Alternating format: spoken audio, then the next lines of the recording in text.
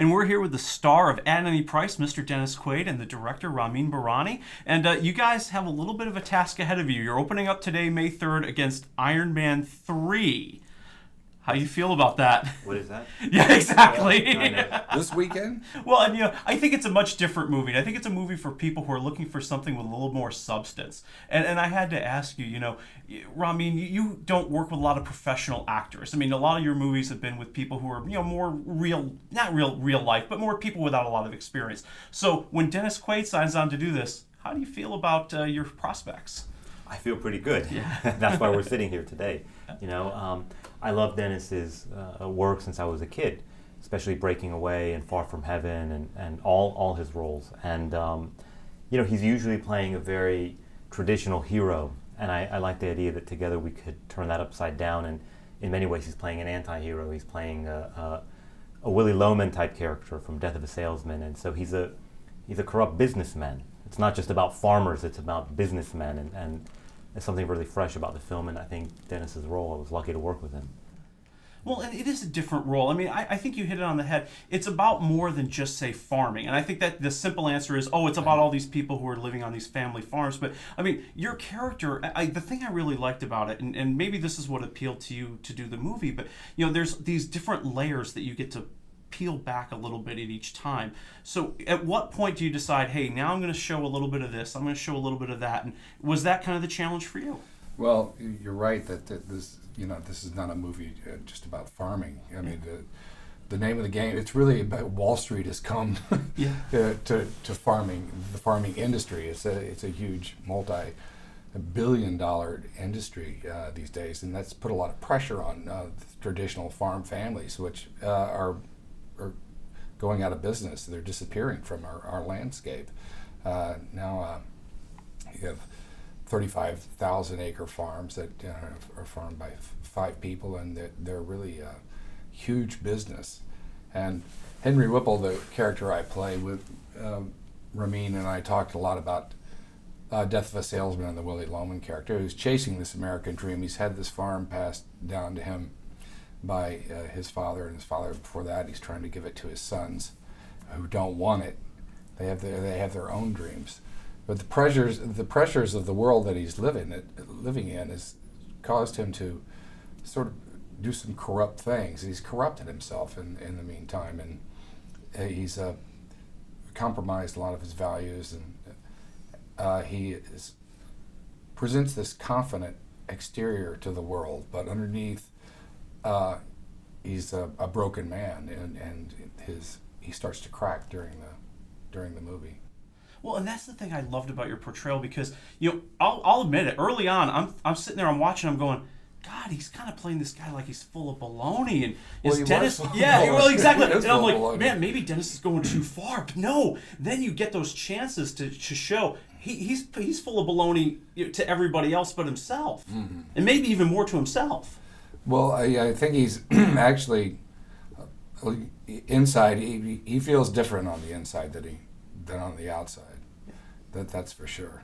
It's kind of like Dennis Quaid is playing the salesman Henry Whipple, who is playing the salesman Henry Whipple, because he has to put up a facade to the world in order to appear successful, and the movie keeps cracking away at that as the pressures mount. Well, now, Dennis, you're from Texas. I mean, you were born in North Carolina? Did you grow up in North Carolina as well? So you've kind of been around agriculture. Yes. So how much of your own experiences really did kind of feed into this movie and where it was going to go? I mean, I think it helped me in terms of just being able to communicate and connect to the farmers.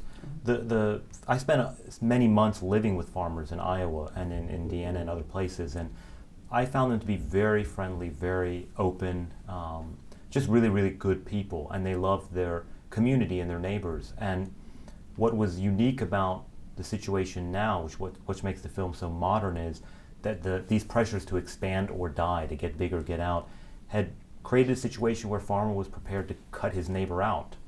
And I think that's a tough situation to be in, and I think it's something we can all feel, be it related to what's going on in Wall Street, where just big businesses keep getting bigger, like a Walmart opens up and suddenly every other business in town gets wiped out, or even in your industry, journalism, that one journalist writes an article and 200 newspapers pick it up, because a lot of people suddenly don't have a job.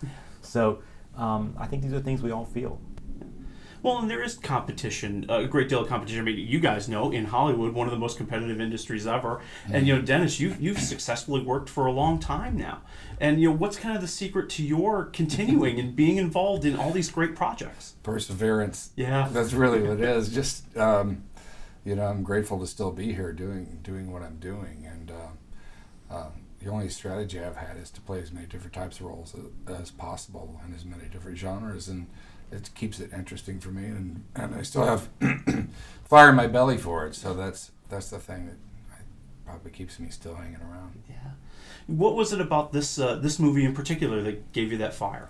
I was offered out this role, and I'd read the script, and I was really interested in doing the script because it was such a great story, emotional story, and a very complex character. But I saw Ramin's movies that were sent to me, and Chop Shop, Goodbye Solo, and Man Push Cart, and his films are very, very interesting in that you're aware that you're watching a film, but at the same time it feels like a documentary. Last question. A lot of folks are big fans of Vegas. What's going to happen with Vegas? Are we going to be able to see it again next year on CBS? I certainly hope so. We'll find out in May whether we get picked up. Okay. Well, I hope you do. Not that, maybe you do another movie with Ramin too. You'll have some time in between. Well, we've moved to Friday nights now, and I think that's a good place for us. Yeah. Well, thank you so much for joining us on NewsPlus today. Thank you. Thank you. And the reason you want to see At Any Price is that performance from Dennis Quaid. He really is playing a guy who's playing a guy. And watching Henry kind of deal with all these deceptions that he's been putting himself through and his family through, and finally coming to reality of what he truly wants to be, is an amazing performance from Dennis Quaid, and the performance that really does grab your attention. That's why I'm giving At Any Price 2.5 waffles. Oh, and you didn't think we were going to forget about Iron Man 3, did you?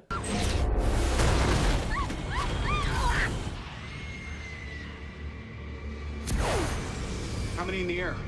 13, sir. How many can I carry? 4, sir. Robert Downey Jr. is back as Tony Stark, and he's a little messed up after everything that happened in the Avengers. And now he has a new nemesis. He's taking on a terrorist known as the Mandarin, who's been spreading fear all across the globe. And when he hurts somebody very close to Tony Stark, now it's personal. Tony wants revenge.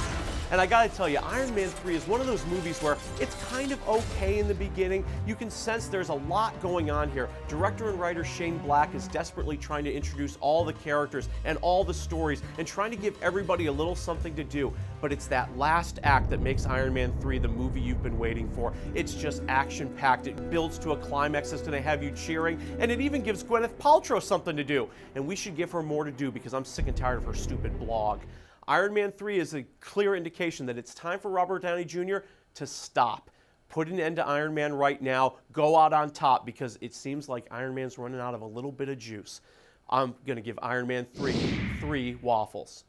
And don't forget to check out my reviews, interviews, and a whole lot more at the new and improved DC50TV.com.